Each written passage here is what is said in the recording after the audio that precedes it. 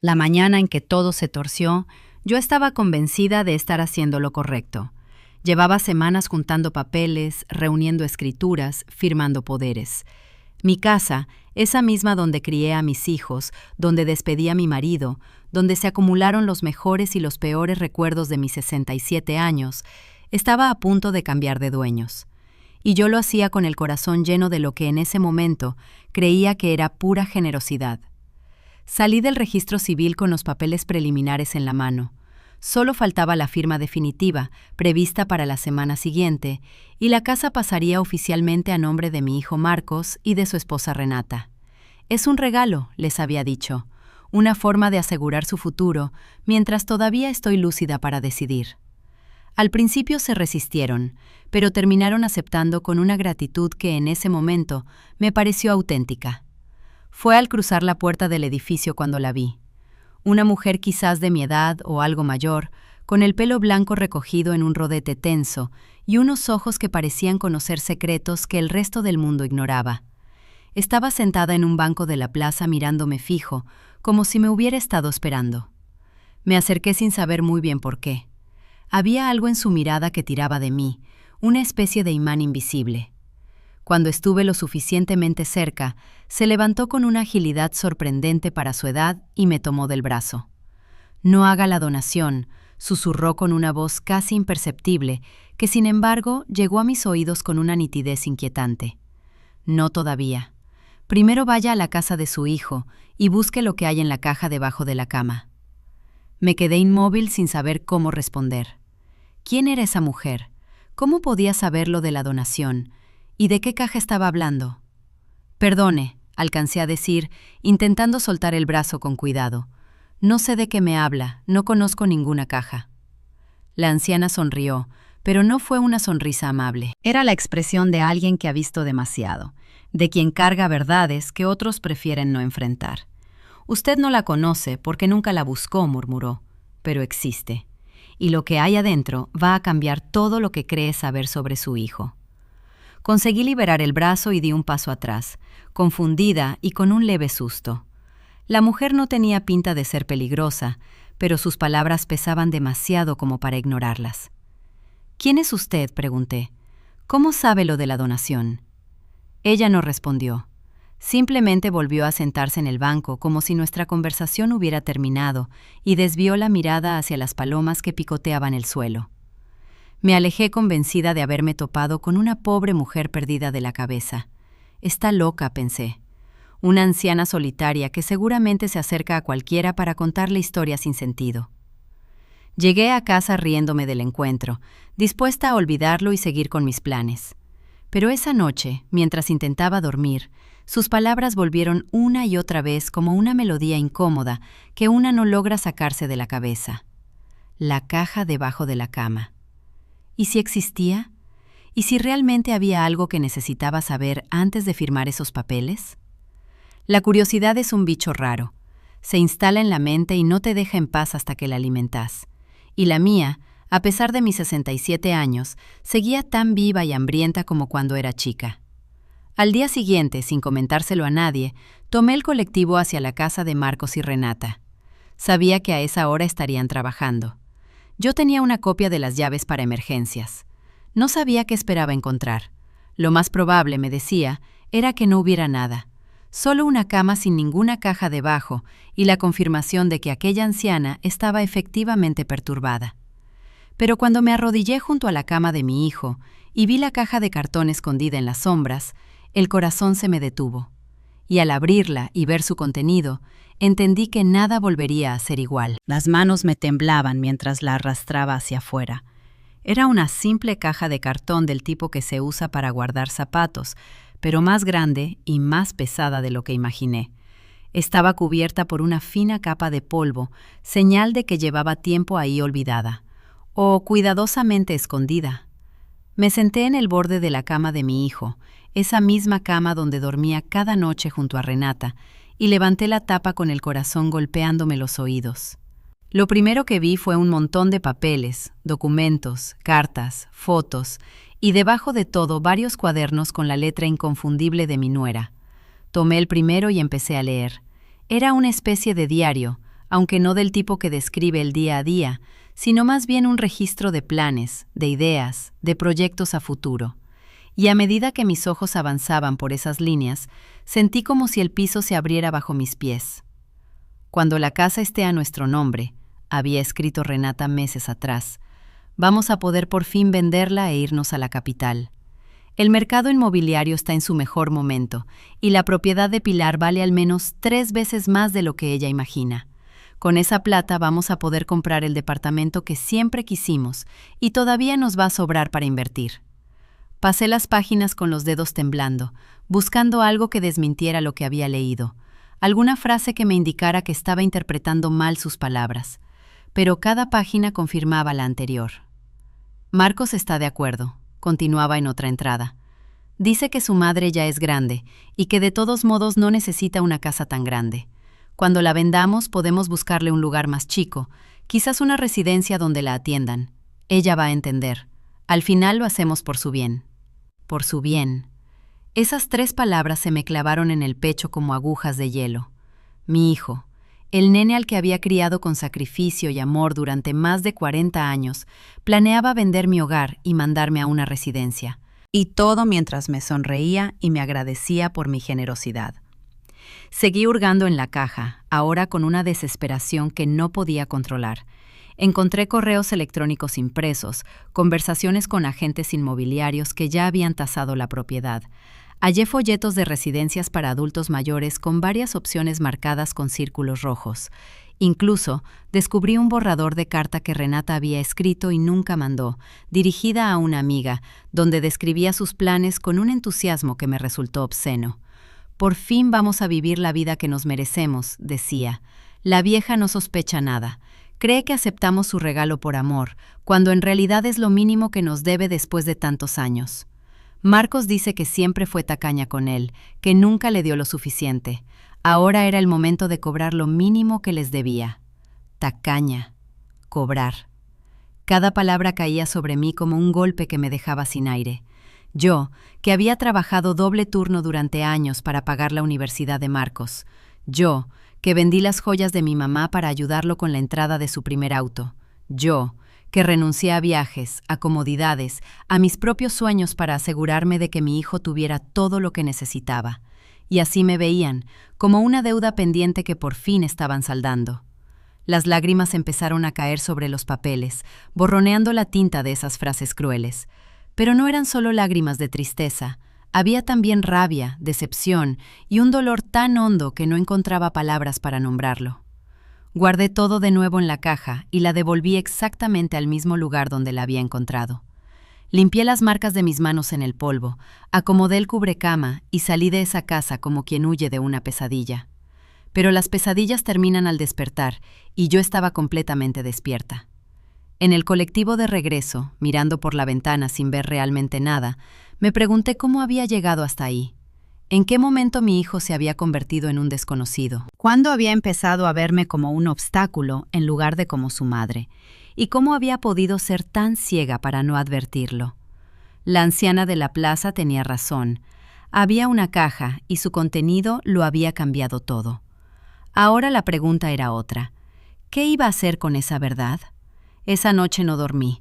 Me quedé sentada en el sillón de la sala, el mismo donde tantas veces había mecido a Marcos cuando era bebé, mirando las paredes de una casa que de pronto se sentía diferente. Cada rincón guardaba un recuerdo, cada objeto contaba una historia, y ahora todos esos recuerdos estaban manchados por lo que había descubierto esa tarde. En la repisa sobre la chimenea había una foto de Marcos el día de su egreso universitario. Tenía 23 años y una sonrisa que iluminaba toda la imagen. Yo aparecí a su lado, orgullosa, con los ojos húmedos de emoción contenida. Ese había sido uno de los días más felices de mi vida. Había trabajado tanto para llegar hasta ahí, sacrificado tanto para que mi hijo tuviera el futuro que yo nunca tuve. Mi marido Aurelio murió cuando Marcos tenía apenas 12 años. Un infarto repentino, sin aviso, sin despedida. De la noche a la mañana me vi sola, viuda, con un hijo adolescente y una casa que sostener. Podría haberme derrumbado, muchas noches quise hacerlo, Pero cada mañana me levantaba, me miraba al espejo y me repetía siempre lo mismo. Por Marcos. Todo por Marcos. Acepté trabajos que no me gustaban, limpié casas ajenas, cosí ropa hasta que los dedos me sangraban, vendí empanadas en la esquina del barrio. Nunca me avergoncé de nada de eso, porque sabía que cada moneda que ganaba era un ladrillo más en el futuro de mi hijo. Y cuando él entró en la universidad, cuando vi su nombre en la lista de admitidos, sentí que todos esos sacrificios habían valido la pena. ¿En qué momento se torció todo? ¿Cuándo dejé de ser la madre que lo daba todo para convertirme en la vieja que estorbaba? Intenté recordar señales, detalles que hubiera pasado por alto, y poco a poco, como fotos que se revelan despacio, empezaron a aparecer. Aquella vez que Marcos me pidió plata para un negocio que nunca prosperó. Le entregué todos mis ahorros, sin preguntas, sin pedir garantías. Él jamás me los devolvió, y nunca volvimos a mencionar el tema. Yo lo dejé pasar porque era mi hijo, porque las madres no hacen cuentas con sus hijos. También cuando Renata insinuó que vendiera la casa y me fuera a vivir con ellos. «Así estarías más acompañada», dijo con una sonrisa que en ese momento me pareció dulce. Yo rechacé la idea con amabilidad, explicándole que esta casa era mi hogar, que acá estaban mis recuerdos. Ella no insistió, pero por un segundo su mirada se endureció, algo que yo preferí no ver. Y estaban las visitas que de a poco se fueron haciendo menos frecuentes. Los domingos en familia que se convirtieron en llamadas, las llamadas que se volvieron mensajes, los mensajes que terminaron siendo silencios cada vez más largos. Yo lo justificaba todo. Están ocupados, tienen su vida, es normal que los hijos se alejen. Pero no era normal. No era distancia natural. Era un abandono calculado, un terreno que se preparaba para lo que vendría después. La idea de la donación había sido de Renata. Ahora lo veía con total claridad.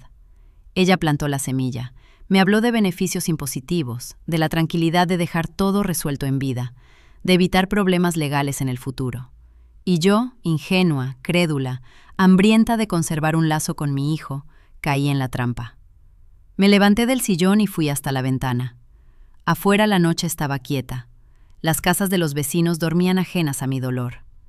Me pregunté cuántas historias parecidas se esconderían detrás de esas paredes. ¿Cuántas madres habrían sido traicionadas por los mismos hijos que criaron con amor?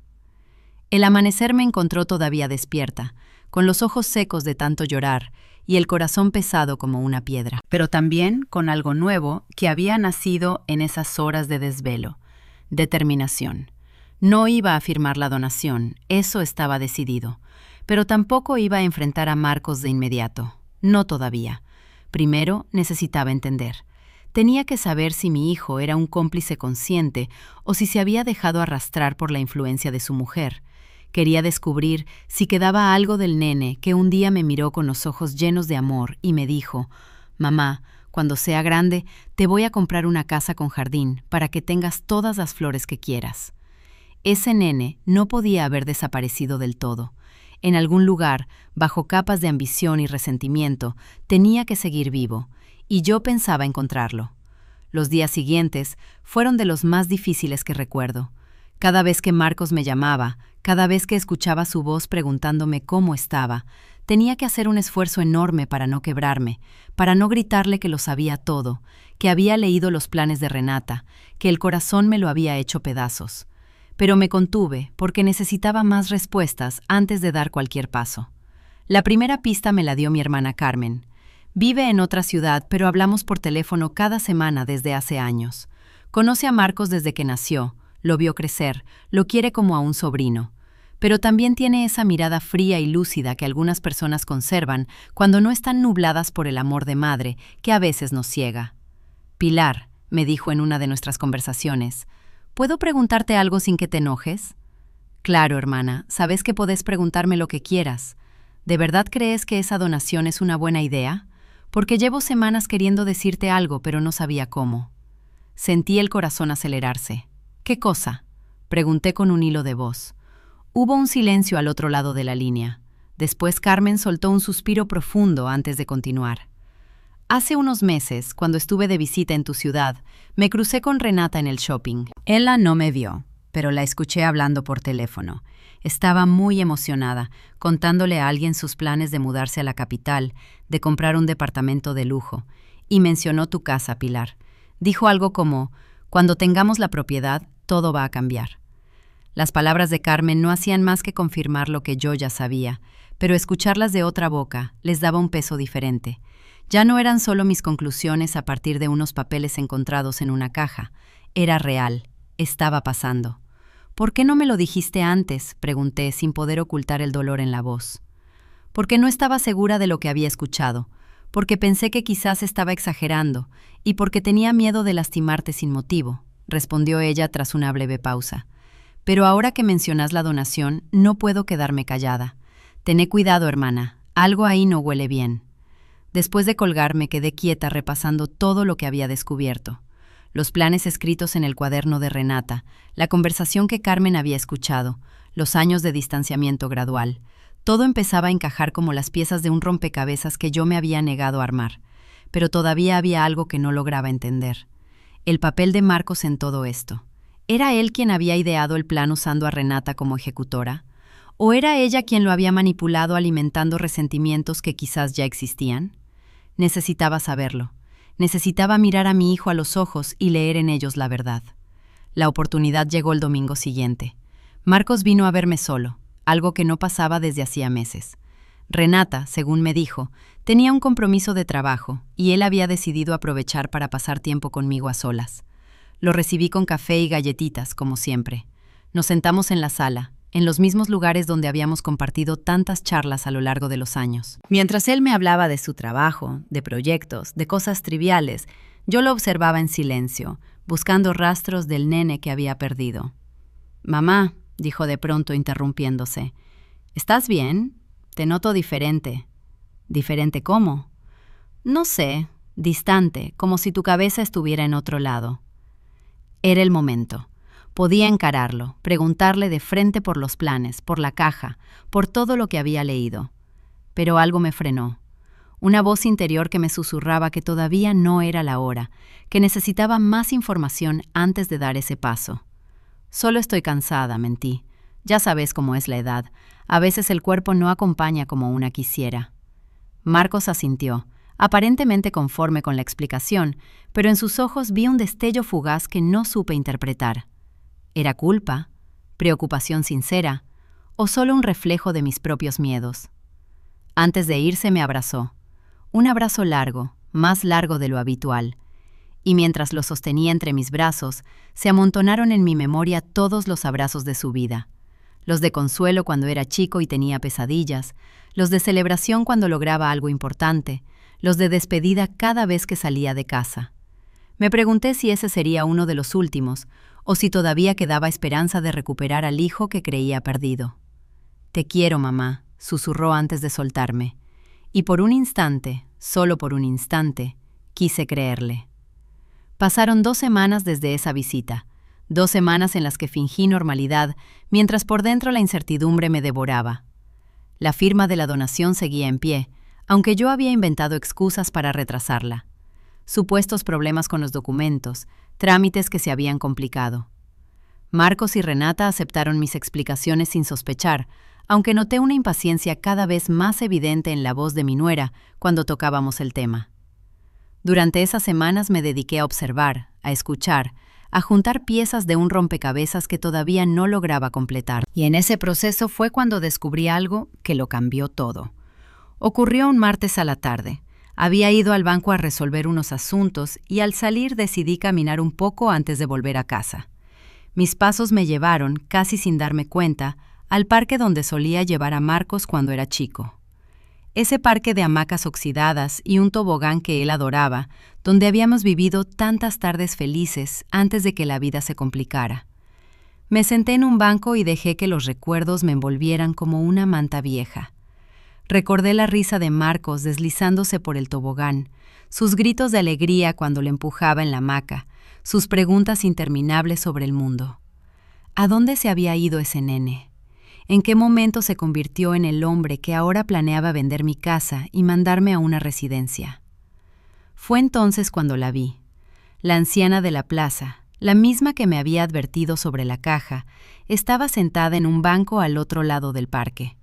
Me observaba fijo, como si supiera que yo iba a aparecer ahí, como si nuestro encuentro no fuera casualidad, sino algo escrito de antemano. Me levanté y caminé hacia ella, esta vez sin miedo, sin dudas.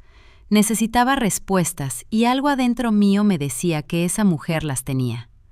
Usted lo sabía, le dije, al quedar frente a ella. Sabía lo de la caja, lo de los planes. ¿Cómo? ¿Quién es usted? La anciana sonrió con esa expresión suya que parecía contener todos los secretos del mundo. Me hizo un gesto para que me sentara a su lado y yo obedecí casi sin pensarlo. Mi nombre es Esperanza, dijo con voz suave, y sé lo que sé porque viví algo muy parecido hace muchos años. Esperanza me contó su vida mientras el sol de la tarde empezaba a caer. Hacía 30 años, ella también había sido una madre viuda con un hijo único. También había trabajado sin parar para darle todo, y también había decidido donarle su casa como gesto de amor y generosidad. Pero a diferencia de usted, continuó, yo no tuve a nadie que me advirtiera. Firmé los papeles sin sospechar nada, y 3 meses después, mi hijo y su mujer vendieron la propiedad y me dejaron en la calle. Sus palabras me helaron la sangre. Era exactamente lo que me habría pasado a mí si no hubiera encontrado aquella caja. ¿Y qué hizo usted?, pregunté con un nudo en la garganta. Sobreviví, respondió sin adornos. Una vecina me dio techo un tiempo. Después conseguí un departamento chiquito con lo poco que me quedaba ahorrado. Pasé años sin hablar con mi hijo, años llenos de dolor y resentimiento. Pero la vida tiene maneras raras de enseñarnos. ¿Qué quiere decir, Esperanza? Ella tomó mis manos entre las suyas. Sus dedos estaban fríos, pero su contacto transmitía una calidez difícil de explicar. Hace 5 años mi hijo vino a buscarme. Estaba destruido. Su matrimonio había fracasado, había perdido todo en malos negocios y se dio cuenta demasiado tarde del daño que me había hecho. Llegó llorando a mi puerta pidiéndome perdón por todo. ¿Y usted lo perdonó? Esperanza quedó en silencio unos segundos mirando a lo lejos, como si buscara las palabras justas. El perdón no es un solo acto, Pilar, es un camino. Es decidir día tras día soltar un poco del rencor, aunque el dolor siga ahí.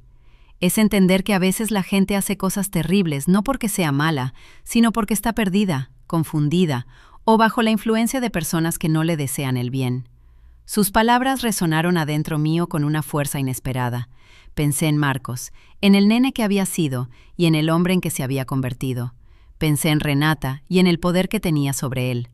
Pensé en todos esos años en los que nos fuimos alejando, en las conversaciones que nunca tuvimos, en las oportunidades que dejé pasar para preguntar, para enfrentarlo, para intentar entender. ¿Cómo supo usted de mí?, pregunté al fin. ¿Cómo sabía lo de la caja? Esperanza sonrió con ese gesto enigmático que parecía guardar todos los secretos del mundo. Vivo en su barrio desde hace 2 años. La he visto caminar por las calles, ir al mercado, sentarse sola en la plaza. Y también he visto a su nuera entrar en inmobiliarias, hablar con abogados, hacer consultas sobre propiedades. Reconocí las señales porque las viví en carne propia. Pero lo de la caja se encogió de hombros. Eso fue intuición. O quizás algo más. Cuando una ha pasado por lo que yo pasé, desarrolla un instinto especial para detectar el peligro. Vi en sus ojos la misma inocencia que yo tenía antes de perderlo todo, y no pude quedarme callada. Nos quedamos en silencio un buen rato, 2 mujeres unidas por historias similares de amor de madre y traición de un hijo. Finalmente, Esperanza se puso de pie y me miró con una mezcla de firmeza y ternura. «No le cuento esto para que odie a su hijo, Pilar», dijo.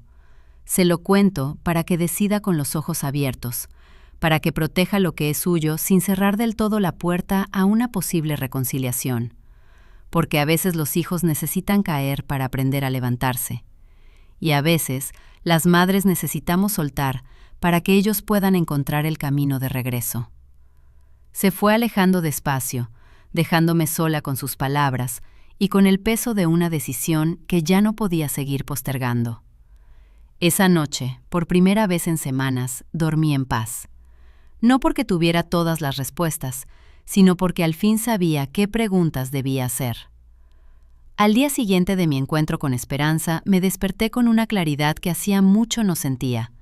Ya no era la mujer confundida que había encontrado aquella caja semanas atrás, ni la madre destrozada que se pasaba las noches llorando y preguntándose en qué había fallado.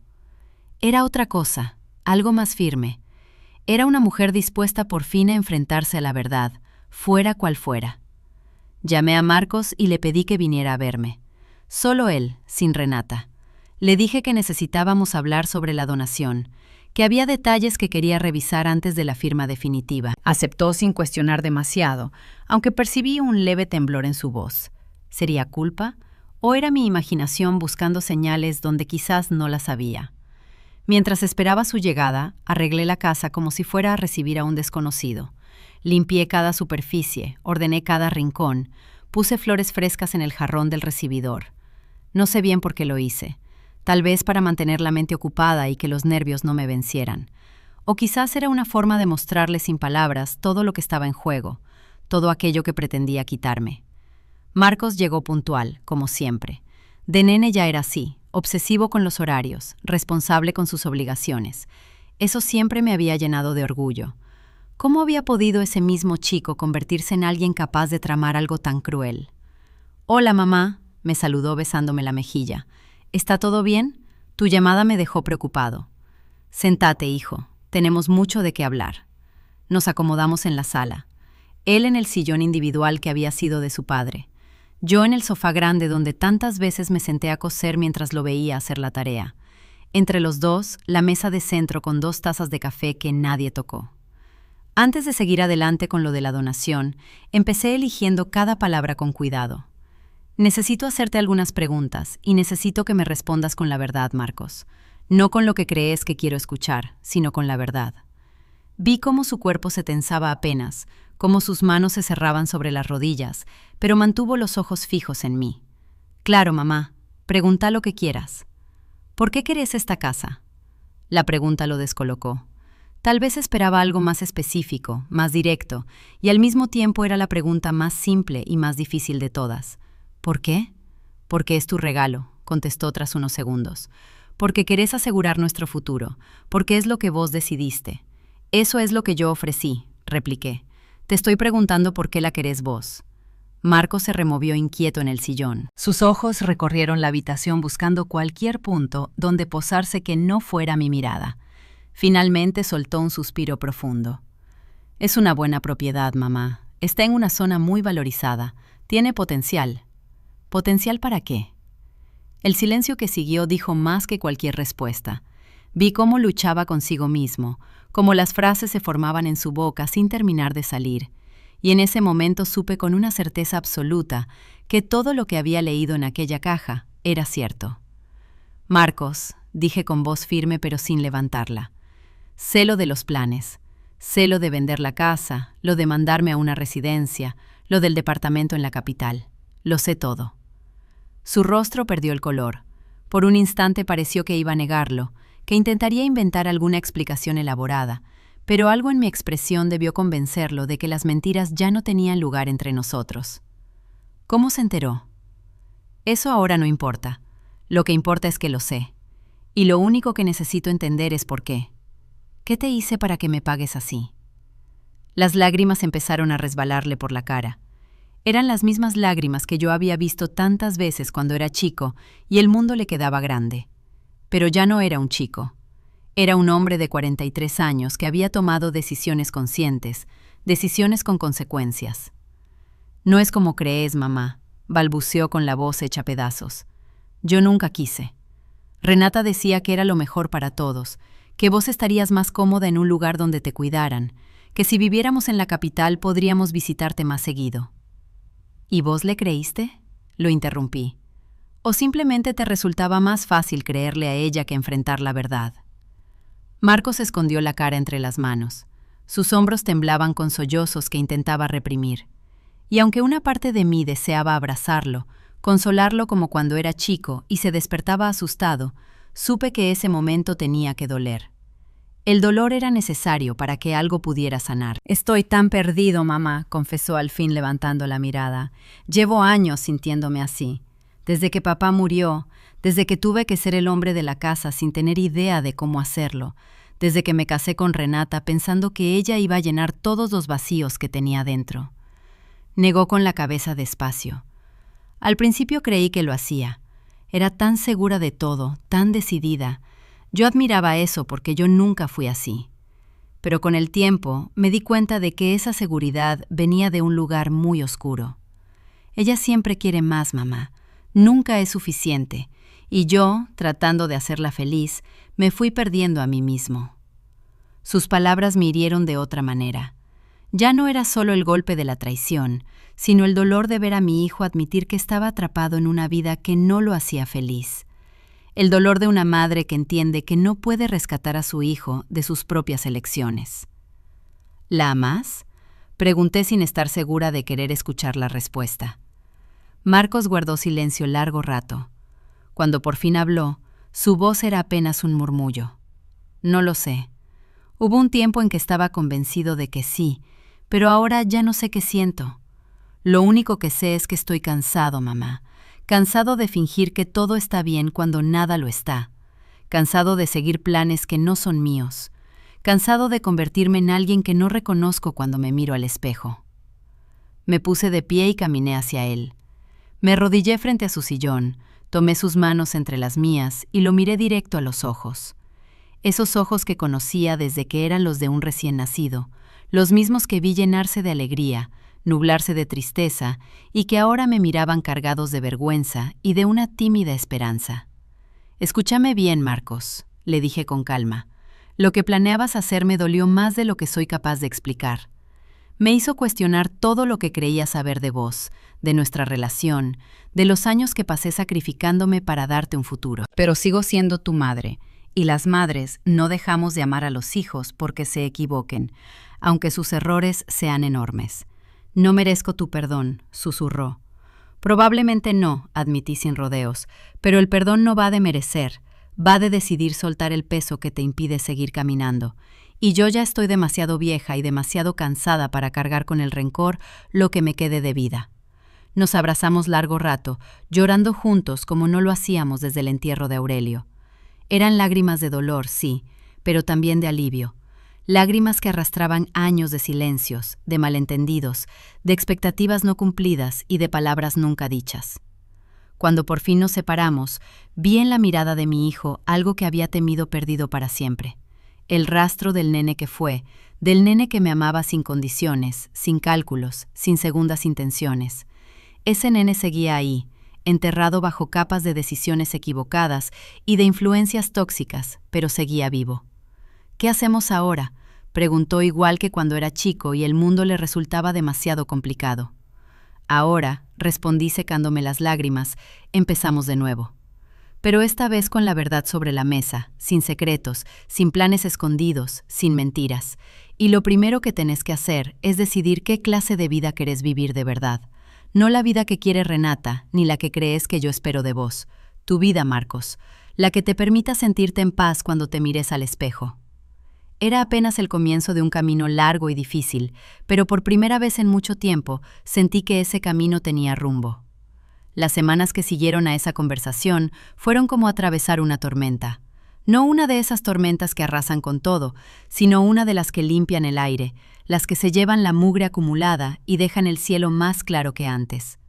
Fueron días duros, llenos de charlas incómodas y decisiones que dolían pero necesarias. Marcos habló con Renata esa misma noche. No sé exactamente qué se dijeron, pero al día siguiente me llamó para contarme que había decidido separarse. No fue una reacción impulsiva, me aclaró. Era algo que llevaba años pensando, pero para lo que nunca había tenido el valor suficiente. Lo que yo había descubierto fue el empujón que necesitaba para enfrentar una realidad que había preferido ignorar. «No la odio, mamá», me dijo en una de nuestras muchas charlas de esos días. «Renata no es una mala persona, solo es alguien que quiere cosas muy distintas de las que yo quiero. Y durante años intenté desear lo mismo que ella pensando que así funcionaba el amor, pero me equivoqué». Escucharlo hablar así me provocaba una mezcla extraña. Por un lado sentía alivio al verlo tomar al fin las riendas de su propia vida. Por otro, me partía el alma verlo sufrir, verlo atravesar el duelo de un matrimonio que no funcionó, de sueños que se desmoronaban frente a sus ojos. Las madres nunca dejamos de querer proteger a nuestros hijos del dolor, aunque sepamos que muchas veces ese dolor es el único camino hacia el crecimiento.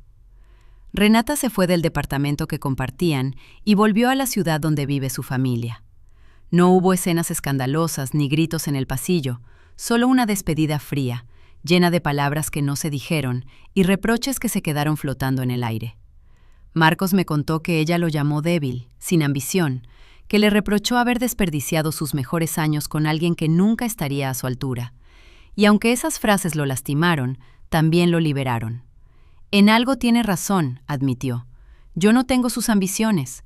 No quiero un departamento de lujo en la capital ni una vida de apariencias. Quiero algo más sencillo, mamá. Quiero paz.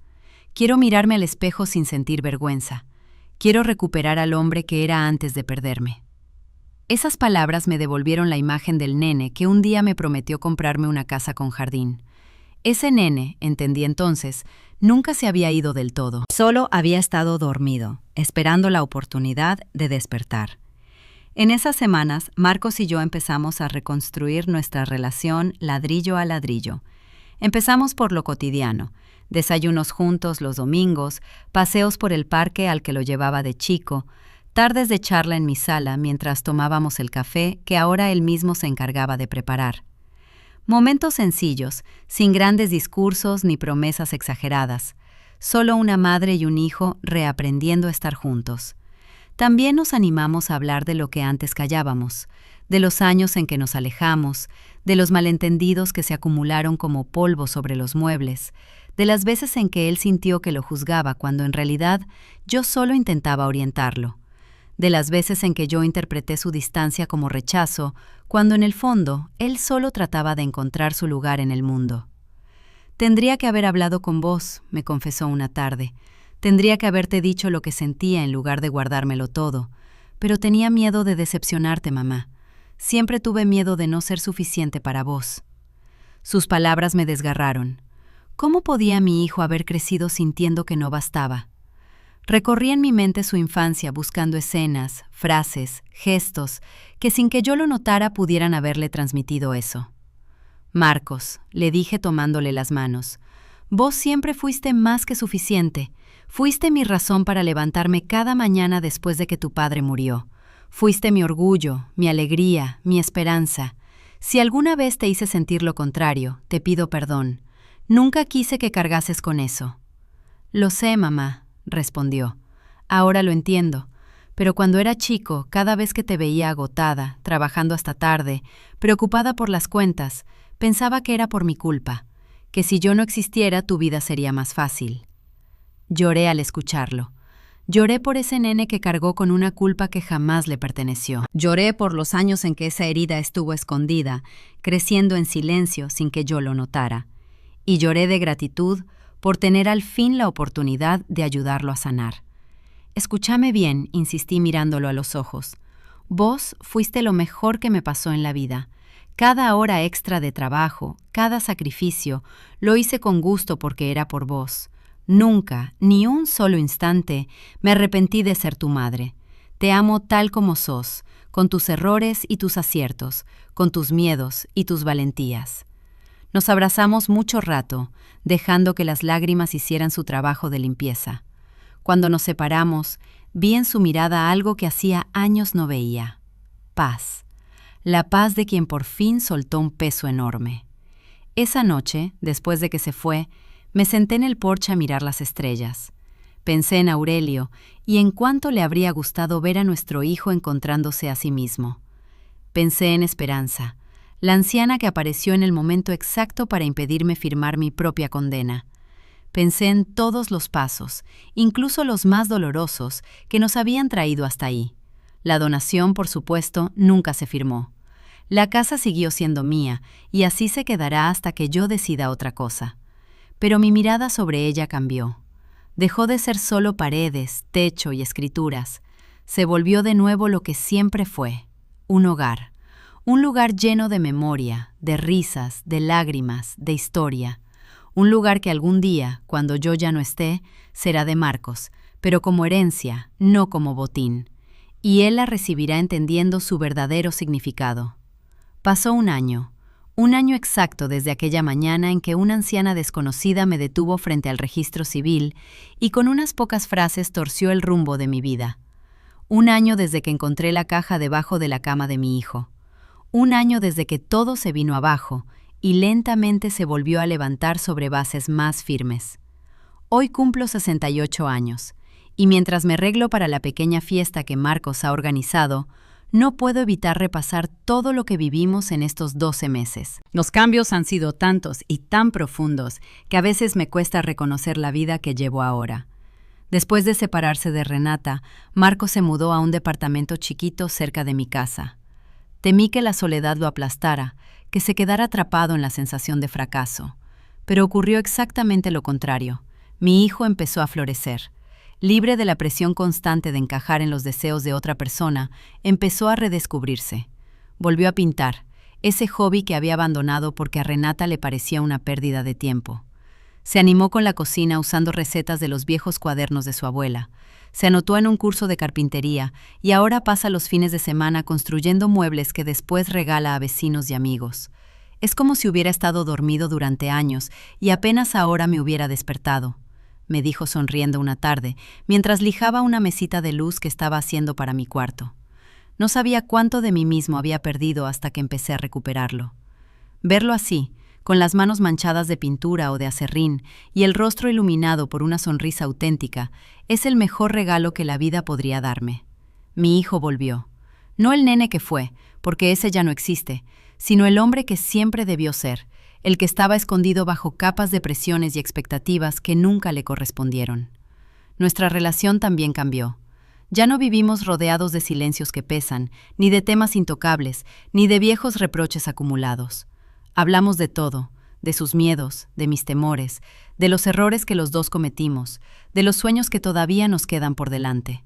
A veces discutimos, claro, porque el amor sano también discute, pero ahora sabemos cómo volver a encontrarnos. Los domingos se volvieron sagrados. Marcos llega temprano, me ayuda con el almuerzo y pasamos el día entre charlas, silencios cómodos y recuerdos compartidos. A veces vemos películas antiguas de cuando él era chico y Aurelio todavía vivía. Otras sacamos los álbumes de fotos y recorremos juntos las distintas versiones de nosotros mismos. Siempre terminamos igual, con un abrazo largo y un te quiero que ya no nos da vergüenza decir. Hace 3 meses pasó algo que no esperaba. Marcos llegó un domingo con una expresión nerviosa y emocionada a la vez, como cuando de adolescente vino a contarme sobre su primer amor. «Mamá, quiero presentarte a alguien», me dijo. Se llamaba Luciana. Era una mujer de 40 años, divorciada, con una hija de 12 llamada Sofía. La había conocido en el curso de carpintería. Ella quería aprender a construir una casita de muñecas para su nena. Al principio solo eran compañeros, pero de a poco empezaron a quedarse charlando, a tomar café, a descubrir que compartían más cosas de las que imaginaban. «No quiero apurar nada», me aclaró Marcos. «Ya me equivoqué una vez y no pienso repetirlo. Pero hay algo especial en ella, mamá. Con ella siento que puedo ser yo mismo». Conocí a Luciana y a Sofía unas semanas después, un domingo de almuerzo. Apenas cruzaron la puerta, supe que algo bueno traían consigo. Luciana era cercana, sincera, con una risa luminosa y una manera de mirar a mi hijo que me recordó cómo miraba yo a Aurelio cuando éramos jóvenes. Sofía, con sus ojos curiosos y sus preguntas sin filtro, me conquistó en segundos. «¿Usted es la mamá de Marcos?», me preguntó mientras me ayudaba a poner la mesa. «Sí, mi amor, soy su mamá». «Él habla mucho de usted», continuó con esa honestidad que solo tienen los chicos. «Dice que es la mujer más fuerte que conoce y que le enseñó todo lo importante». Tuve que contener las lágrimas. Después de todo lo que habíamos vivido, mi hijo hablaba de mí así. Esas palabras valían más que cualquier propiedad. Hoy, mientras termino de arreglarme para el cumpleaños, pienso en Esperanza, esa anciana que apareció justo cuando yo más la necesitaba. La busqué durante meses después de nuestro último encuentro en el parque. Quería darle las gracias, invitarla a un café, saber más de su vida. Pero fue como si se hubiera desvanecido. Nadie en el barrio parecía conocerla. Nadie la había visto. Pegué carteles, pregunté en las plazas, incluso puse un aviso en el diario local. Nada. A veces me pregunto si de verdad existió o si fue otra cosa. Un ángel disfrazado, una especie de guía enviada para sacudirme cuando yo ya no veía salida. Suena fantasioso, lo sé, pero hay cosas que no necesitan una explicación lógica. Lo único que tengo claro es que, sea quien sea, le debo más de lo que podría retribuirle en 1000 vidas. Suena el timbre. Reconozco la voz de Marcos y las risas de Luciana y Sofía. Me miro por última vez en el espejo, acomodo un mechón rebelde y sonrío. A mis 68 años, con más arrugas de las que puedo contar y un corazón que ha conocido tanto la tristeza como la alegría, me siento más viva que nunca. ¡Abuela Pilar!, grita Sofía corriendo hacia mí con los brazos abiertos. Hace unos meses empezó a llamarme abuela, y cada vez que lo hace, algo se derrite adentro mío. No compartimos sangre, pero el amor no entiende de genes. El amor construye familias en los lugares más inesperados. La tarde transcurre entre risas, un pastel casero que Luciana hizo con una receta de su madre y regalos que me emocionan hasta las lágrimas. Marcos me regala un cuadro que pintó él mismo, un retrato de nuestra familia cuando él era chico, con Aurelio, conmigo y él en el medio, tomados de las manos. Pero en el fondo añadió 2 figuras más, una mujer y una nena, Luciana y Sofía. El pasado y el futuro, todos juntos, me explica, para que nunca olvides que la familia no es solo la que nos tocó, sino también la que elegimos. Sofía me da un dibujo donde aparecemos las 2 de la mano bajo un sol enorme y un letrero torcido que dice «Te quiero, abuela». Lo voy a guardar junto al dibujo que Marcos hizo de chico y que creía perdido hasta que apareció hace poco en una caja de plástico. 2 dibujos de 2 nenes de épocas distintas, unidos por el mismo hilo invisible, el amor. Cuando cae la noche y todos se preparan para irse, Marcos se queda conmigo en el porche unos minutos más. Las estrellas brillan sobre nuestras cabezas, las mismas que miramos juntos tantas veces. «Mamá», dice, «quiero pedirte algo». «Decime, hijo». «Quiero que seas feliz, no por mí, ni por Luciana, ni por Sofía, por vos. Quiero que hagas todo lo que dejaste pendiente por cuidarme, que viajes, que aprendas cosas nuevas, que vivas cada día como el regalo que es». Sus palabras me llenan de una paz difícil de describir. Mi hijo, ese mismo que hace un año planeaba quitarme mi casa, ahora me pide que viva para mí. «Te prometo que lo voy a intentar», respondo tomando su mano, «pero solo si vos prometés lo mismo, que vas a ser feliz, que no vas a volver a perderte en los deseos de otros, que vas a vivir con honestidad, aunque a veces duela. Te lo prometo, mamá».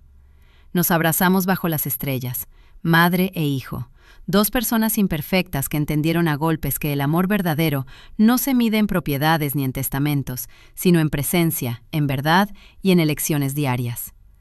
Antes de irse, Marcos se detiene en la puerta y me mira con esos ojos que conozco desde hace 43 años. «Gracias, mamá». «¿Por qué?»